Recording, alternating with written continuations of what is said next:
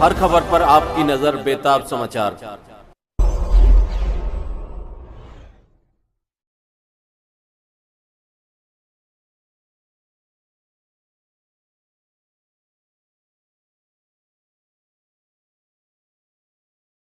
है राष्ट्रीय जनमोर्चा के राष्ट्रीय अध्यक्ष डॉक्टर उस्मान बख्श साहब।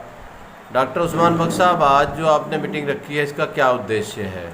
असल में आज जो मीटिंग है, दिल्ली में 2025 में विधानसभा के चुनाव है और उसी चुनाव की फिक्र लेके ये मीटिंग बुलाई गई है। पार्टी की कोशिश है कि पार्टी दिल्ली की सभी सीटों पर चुनाव लड़ेगी और दिल्ली की जनता के लिए एक अच्छा विकल्प देगी और दिल्ली की जनता के लिए एक अच्छा काम करके दिखाएगी। नहीं, आपने जैसे अब कह रहे हैं सभी सीटों पे चुनाव लड़ेंगे, तो इसका आधार क्या है? क्या आपने मतलब लोगों के बीच पहुंचने का आधार क्या बनाया है? नहीं, हमारे प्रदेश समिति बराबर बैठे हैं जो आपको बताएंगे। मेरा मेन मकसद जनता के लिए सुविधाएं और जनता के लिए विकास कार्य करना है। पार्टी बनाने का मकसद यही है कि जनता की ईमानदारी से काम किए जाएँ और दिल्ली की जनता को ज़्यादा से ज़्यादा सुविधाएँ दी जाएँ। तो दिल्ली की जनता को तो सुविधाएं, केजरीवाल सरकार का दावा है कि वो बहुत सारी सुविधाएं दे रही हैं, बिजली फ्री दे रही है, पानी फ्री दे रही है, शिक्षा दे रही है, स्वास्थ्य की सुविधाएं दे रही है, और तो अभी तक तो किसी पार्टी ने दी नहीं, तो जो उनकी सरकार है वो सारी दे रही है। आप क्या उससे अलग आप क्या देंगे? बेटा भाई, आजकल कंपटीशन का ज़माना है। अगर जनता ने मौका दिया तो हम उनसे बहुत अच्छा आगे करके दिखाएंगे कि जनता ने कभी सोचा भी नहीं होगा कि जनता सोचे कि मेरा इतना फ़ायदा भी हो सकता था। जनता एक दफ़ा मौका दे। आजकल कंपटीशन का दौर है। हम केजरीवाल क्या अभी तक जो किसी ने किया, हम उनसे अच्छा करके दिखाएंगे जनता के लिए। मतलब जैसे कि क्या क्या अच्छा करके दिखाएंगे? आप देखिए, आप कह रहे केजरीवाल कह रहे कि मैंने जनता को ये दिया। आप मुस्तफाबाद विधानसभा में रहते हैं, आप यहाँ की सड़कें देखिए, ज़रा यहाँ के स्कूल की हालत देखिए। तो जनता के साथ हम सौतेला दोगला व्यवहार नहीं करेंगे। ये तो स्कूल जब बनाए गए थे, जब बहुत सुंदर थे, उसके बाद थोड़े कम सुंदर हुए। इस तरह से सड़कें जब बनी थी उसके बाद टूटी हैं, फिर दोबारा बनेंगी। ये तो प्रोसीजर चलता रहता है। लेकिन सरकार जो है, नहीं देखिए राष्ट्रीय अध्यक्ष जी, हर पार्टी जो है मतलब इस तरह से दावे करती है जीतने से पहले बहुत सारे, लेकिन केजरीवाल ने तो जीतने के बाद अपने वादों को पूरा किया है। पता नहीं, मैंने तो इसका जो हमारे मुस्तफाबाद का मेन रोड है, इसे मैंने कभी गड्ढा मुक्त रोड नहीं देखा, आज तक कभी नहीं देखा। मेरे से नहीं, आप यहाँ की जनता से जाकर मालूम कर लीजिएगा। अगर इस रोड को किसी ने जनता मुक्त देखा हो कि इसमें कभी गड्ढा ना हो, ये सड़क एक साल या 6 महीने कभी जनता को बढ़िया मिली हो, आप पूरी जनता से मालूम कर लीजिए। अब जब मैं तो लोगों से पूछता हूँ तो लोग, जनता ही कहती है, महिलाएं कहती हैं कि जो हमें आज तक सरकारी अस्पतालों में दवाई तक नहीं मिलती थी, अब दवाई भी मिलती है, और अब जो है बिजली जो है 200 यूनिट फ्री मिलती है, इससे पहले किसी सरकार ने नहीं दी, और बच्चों का एडमिशन भी हो रहा है। केजरीवाल जी ने 200 यूनिट दिया है। आप मेरी पार्टी की सत्ता आने दीजिए, हम 300 यूनिट देंगे। और जो केजरीवाल ने सुविधाएँ दी है, मुझसे अच्छी सुविधाएँ दे के दिखाएंगे जनता को। जनता कहेंगे कि हाँ, कि हम मेरे साथ। मतलब अच्छी कैसी सुविधा है, अच्छी बताओ आप। जैसे आप मान लो 200 यूनिट मिल रहे हैं जनता को दिल्ली की, हम 300 देंगे। 700 लीटर पानी मिल रहा है, हम 1000 लीटर देंगे। ठीक है ना? तो जो अभी जनता को सुविधाएं मिल रही है, उससे बढ़ा के देंगे। मेरी पार्टी के जो लोग हैं, साथी हैं, वो खाने पीने वाले नहीं है, सब ईमानदारी से काम करने वाले हैं। अपना भी हिस्सा। तो क्या केजरीवाल की सरकार में खाने पीने वाले आदमी हैं? केजरीवाल के साथ आप देखिए, केजरीवाल अंदर है कि कुछ और मामला तो होगा भाई। ठीक है, कुछ होगा तभी तो ये मामला है ना। तो हमारे जो साथी सब अच्छे हैं, इस तरह के साथी हैं, अगर वो जीतते हैं तो अपना हक भी जनता की सेवा में लगा देंगे। मतलब आप जो कह रहे हैं केजरीवाल पे थोड़ा बहुत मामला होगा, इसका मतलब पूरा मामला नहीं है, आप भी ये मानते हैं? देखिए, हमने कभी इस पर अभी डिस्कस किया थी। अभी फिलहाल हम इसमें है कि भाई हम राष्ट्रीय जनमोर्चा जीते और हम जनता की बढ़िया सेवा करें, दिल्ली को एक नई मतलब सुंदर दिल्ली बनाए, इस मौजूदा दिल्ली से अच्छी दिल्ली बनाए। आप कोशिश तो आपकी पार्टी को बने हुए काफ़ी समय हो गया जी, और हर बार कहते हैं, आप दावे करते हैं, लेकिन ये पार्टी आगे बढ़ क्यों नहीं पा रही? अभी तक कभी दावे नहीं किए मैंने। अब हमारे सब साथी पूरी दिल्ली में चुनाव लड़ाने की तैयारी में, अपने आप से दावा कर दो अगर मेरी सरकार बनती है राष्ट्रीय जनमोर्चा की, तो आप खुद देखेंगे काम में क्या फर्क है। अभी तक किसी ने इतनी सुविधाएं जनता को नहीं दी होगी।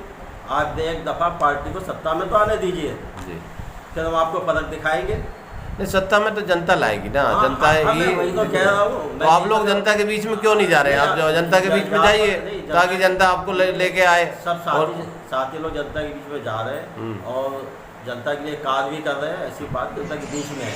हमारे जनता के बीच में नहीं होते, हमारे यहाँ प्रदेश अध्यक्ष बैठे हुए, ये कैसे बैठे हुए जनता के बीच में, इसीलिए तो बैठे हुए हैं। तमाम जनता की सेवा कर रहे हैं। अभी देखिए कावड़ियों का मामला चल रहा है, इन्होंने तमाम कैंप लगा रखे हैं, सेवा कर रहे हैं कावड़ वालों की। नरेंद्र कुमार जी, क्या तैयारियां चल रही हैं आपकी पार्टी की? सही तैयारियां चल रही हैं सर, बहुत बढ़िया माहौल चल रहा है। सभी एकजुट होकर काम कर रहे हैं और आने वाले विधानसभा में 70 की 70 सीट जीतेंगे।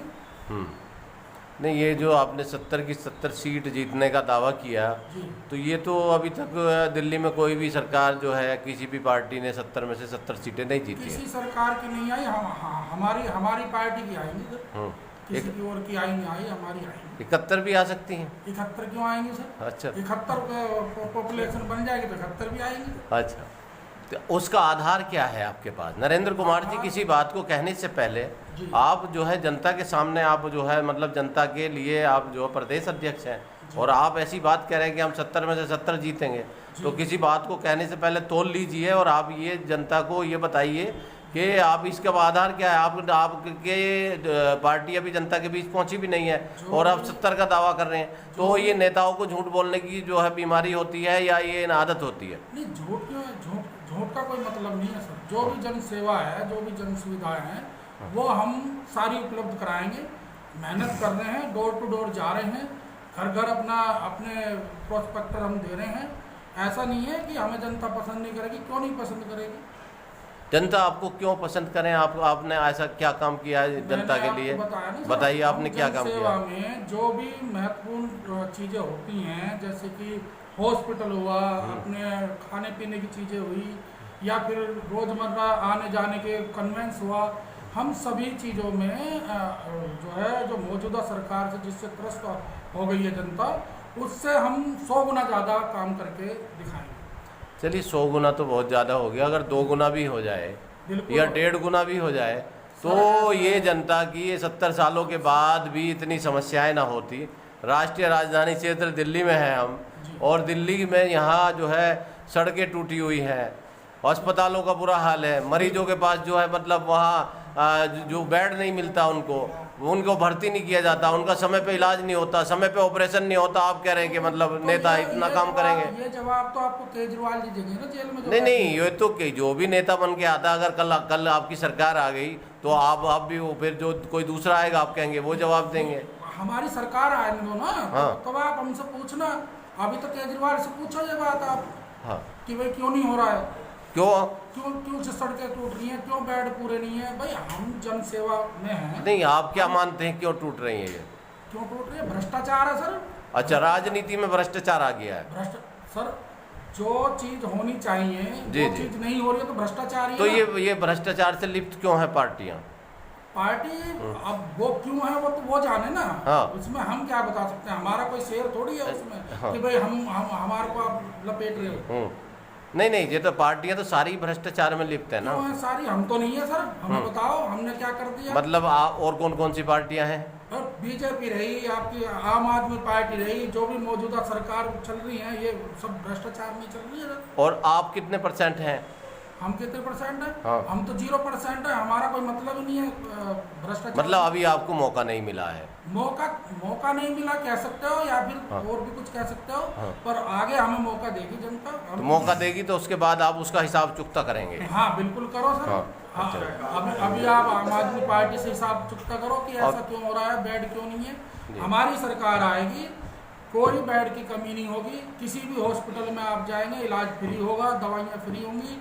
जैसे कि लेडीजें धक्के खाती हैं एक्सरे करवाने में, अल्ट्रासाउंड करवाने में, कोई सुविधा बाहर की नहीं होगी, सब हॉस्पिटल में ही होगी। और क्या कहना चाहेंगे दिल्ली की जनता को? सर, हम तो यही कहना चाहेंगे कि भाई हम जनसेवा में आ रहे हैं, जनसेवा के लिए काम करेंगे। जनसेवा नहीं, राजनीति में सत्ता में आना चाहते हैं? सत्ता में आना। जनसेवा तो आप जो NGO के माध्यम से भी कर सकते हैं। नहीं, देखो सर, सेवा तो सेवा होती है। आप राजनीति से कर लो, NGO से कर लो, हम राजनीति से सेवा करेंगे। और नहीं, अब वो जनसेवा का दावा कर तो साकार हरी भी कर रहे थे कि जनसेवा कर रहा हूँ मैं जो है, और वहाँ जो 121 आदमी मर गए मैं उसमें। आपका क्वेश्चन नहीं समझा, किसका नाम लिया आपने? साकार हरी एक जो है महाराज है, वो भी जनसेवा का दावा कर रहे हैं कि मैं वो जनसेवा कर रहा हूँ। तो पता नहीं क्या क्या सेवा कर रहे हैं, उन्होंने तो इंसान को इंसान ही नहीं समझा। अब उनकी तरफ आप क्यों जा रहे जी। हैं? वो तो बलियां तक 121 लोगों की मौत हो गई, आप कह रहे हैं कि उनकी तरफ क्यों जा रहे हैं? ये बहुत ही संवेदनशील मुद्दा है।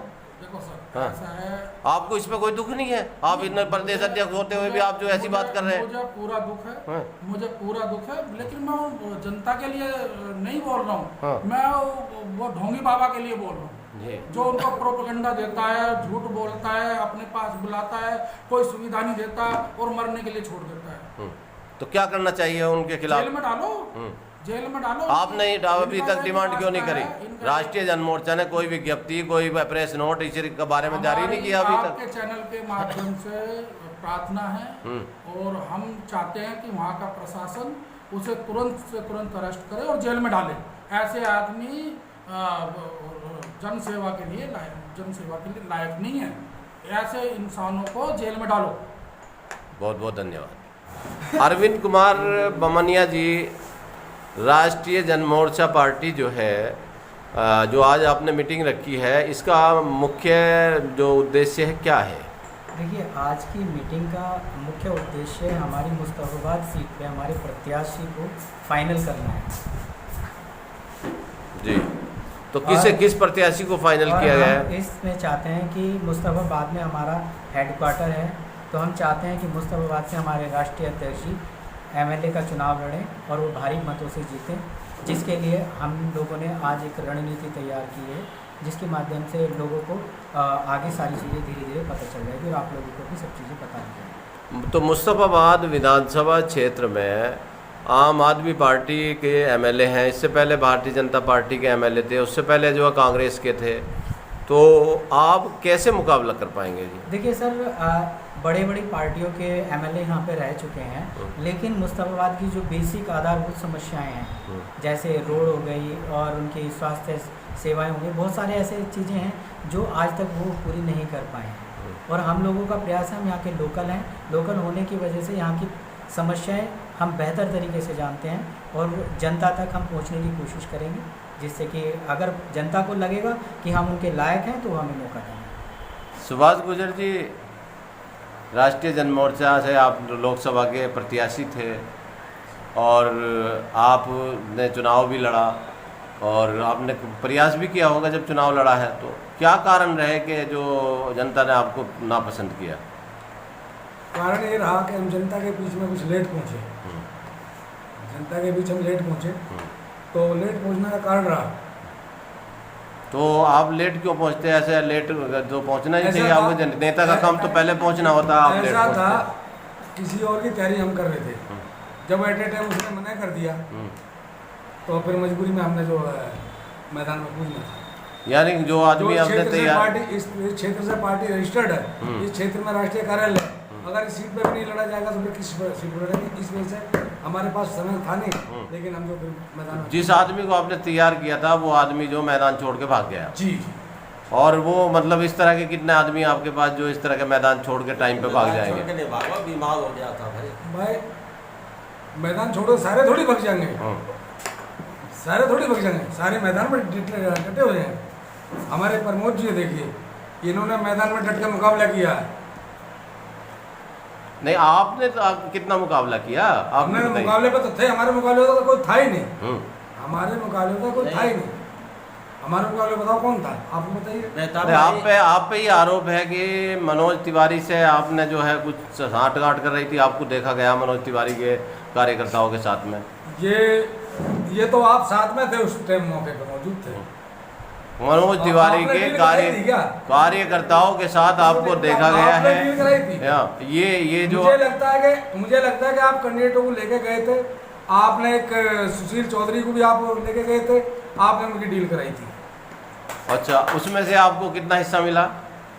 मैंने जब डील ही नहीं कराई, डील तो आपने कराई, आपको मिला सर। आप भी तो ले गए थे हिस्सा सर आप लेके, मेरे को मिलना था। डील आप करा रहे थे, मेरी थोड़ी डील हुई है, मैं तो उसका दरवाजा नहीं देखा जाएगा।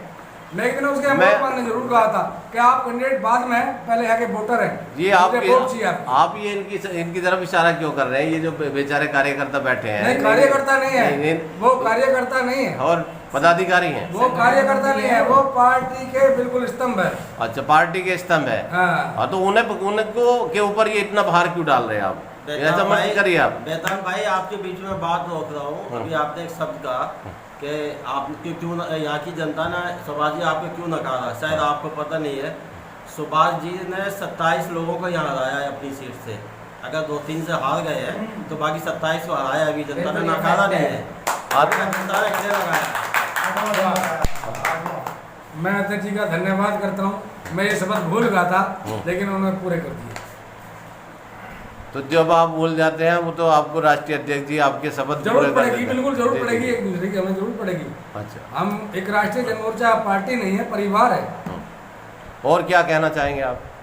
जी, और बताइए। मैं तो क्षेत्र की जनता से ही कहूँगा, राष्ट्रीय जनमोर्चे को आप मजबूत कीजिए, और राष्ट्रीय जनमोर्चे को मजबूत करेंगे तो और से बेहतर अच्छा काम करके दिखाएंगे। बहुत बहुत जी। मैडम, पहले तो अपना नाम बताएं। जी, मेरा नाम रचना टिक्कू है। हाँ, रचना टीकू।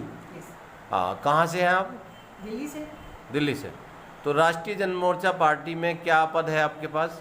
जी, मेरा अभी कोई पद नहीं है, बट मैं इसको पूरी तरह सपोर्ट करूंगी। मैं भी चाहूंगी कि ये पार्टी इस समाज के लिए कुछ अच्छा कार्य करने जा रही है, तो उसमें मैं भी कुछ थोड़ा बहुत अपना योगदान दूँ। आपको उस पार्टी की कौन सी बात पसंद आई? पार्टी में कोई भी जाति भेदभाव नहीं है पहला तो, और वो सबसे ज़्यादा तो बहुत नीचे तबके के लोगों के लिए सोच रहे हैं। अमीर अमीर होता जा रहा है, गरीब गरीब होता जा रहा है। इस बीच में मिडिल वाले भी बिल्कुल अपने आप को नहीं देख पाते हैं, ना कोई कुछ उनकी मदद कर पाता है। जैसा कि अभी सुना कि हॉस्पिटलों में लाइन लग रही है, लोग अपनी जॉब छोड़ के हॉस्पिटल में लाइन लगाते हैं। उसके लिए भी हम लोग कुछ अभी हमारी मीटिंग में तय हुआ था कि उसके लिए भी उनको ऑनलाइन बुकिंग की जाएगी, ताकि उनको अपॉइंटमेंट हॉस्पिटल में मिल जाए। बिकॉज कई लोग जानते नहीं हैं कि किस तरीके से ऑनलाइन काम करना है।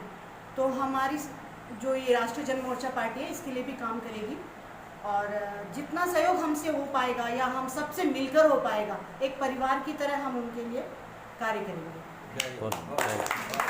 जी साहब, पहले तो अपना नाम बताएं। मेरा नाम अहमद सईद मलिक है। राष्ट्रीय जनमोर्चा के दफ्तर में आप बैठे हैं, आपको क्या जिम्मेदारी दी गई है? देखिए, जिम्मेदारी तो मेरी पूरी जिम्मेदारी है। मैं पद का कोई मुझे लालच नहीं है, कुछ नहीं है। लेकिन जब ये पार्टी बनी तो इस पार्टी ने मुझे इलेक्शन लड़ाया, और वही मोहब्बत मेरी आज तक मैं यहाँ पार्टी के अंदर हूँ, उसी मोहब्बत का। मुझे पद का कोई लालच नहीं है।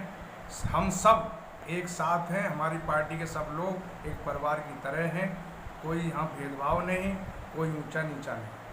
क्या संदेश देना चाहेंगे क्षेत्रवासियों को आप? देखिए, अभी जो बैठक हुई है वो आगामी 2025 में जो विधानसभा के इलेक्शन दिल्ली में आ रहे हैं, उसके बारे में चर्चा हुई है।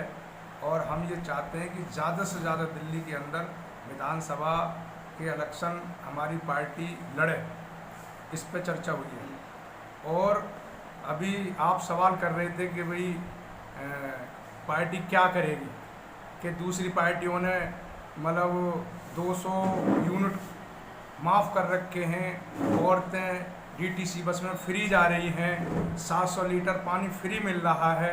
हम वो करेंगे जो इस दिल्ली की जनता ने कभी सोचा भी नहीं होगा। हम वो काम करेंगे अगर हमारी पार्टी सत्ता में आती है। और सबसे पहले हम वो काम करेंगे इस दिल्ली के अंदर कि पूरी दिल्ली को नशा मुक्त कर दिया जाएगा अगर हमारी पार्टी अगर सत्ता में आती है। क्योंकि हमने देखा कि नशे के अंदर बहुत सारे हमारे नौजवान ऐसे लोग हैं कि एक बेटा माँ से पैसा मांग रहा है शराब के लिए, माँ ने मना कर दिया तो बेटे ने बट्टा उठाकर माँ के मार दिया और माँ ख़त्म हो गई एक शराब की वजह से। हमने देखा कि एक शराब की एक बारात जा रही है और दूल्हा ने शराब पी रखी है और दुल्हन ने बरमाला डालने से मना कर दिया और वो बारात बगैर दुल्हन के वापस आ गई एक शराब की वजह से। हमने देखा कि एक बेटे ने माँ और बाप को अलीगढ़ के अंदर जीवनगढ़ में माँ और बाप को जो है ख़त्म कर दिया एक शराब के पैसे मांगने पर। तो हम चाहते हैं कि सबसे पहले हम दिल्ली को शराब मुक्त बनाएंगे अगर हमारी पार्टी सत्ता में आती है तो। दूसरी, हम जो है 1 लीटर पेट्रोल 60 साल के जो बुजुर्ग होंगे या औरत होंगी जो भी स्कूटी चलाती हैं, 2 पहिए का वाहन कोई भी बंदा चलाता है, तो 60 साल वाले के लिए 1 महीने में 1 लीटर पेट्रोल फ्री दी जाएगी हमारी पार्टी की तरफ से। ये हमारा ऐलान है। और दूसरा, जितने भी जो हाउस टैक्स हैं वो कभी भी दिल्ली के अंदर जब तक हमारी पार्टी रहेगी हाउस टैक्स नहीं लगेगा। हम हाउस टैक्स नहीं लगाएंगे पूरी दिल्ली के अंदर। हमने सोच रखा है कि हाउस टैक्स अगर पैसा चाहिए तो कैसे चाहिए। वो दिल्ली सरकार, अहमद साहब देखिए, अहमद सईद मलिक साहब, ये एमसीडी के अंतर्गत आता है और एमसीडी में भी एक सरकार होती है, निकाय की जो सरकार होती है, उस सरकार का जो जिसका बहुमत होता है उसे पूर्ण बहुमत के साथ वहाँ अपनी कैबिनेट होती है, वो उसका अधिकार है। दिल्ली सरकार इसको नहीं कर सकती। नहीं, देखिए ऐसा है, हमारी एमसीडी में भी अगर सरकार बनती है तो हम वो काम करेंगे कि हम हाउस टैक्स बिल्कुल नहीं लेंगे, हाउस टैक्स माफ करेंगे। ठीक। और उसका सिस्टम हमने दूसरा सोचा है कि जितनी मोटरसाइकिलें और कारें हमारी गलियों में खड़ी होती हैं, हम पार्किंग बनवाएंगे बड़ी बड़ी, और उन पार्किंग में मोटरसाइकिल कारें खड़ी करवा के वो हाउस टैक्स के बदले में उससे पैसा लेंगे, जिससे कि गरीबों का भला हो। और जो हाउस टैक्स के अंदर जो मतलब जो पार्किंग के अंदर काम करेंगे तो उससे रोजगार भी बढ़ेगा।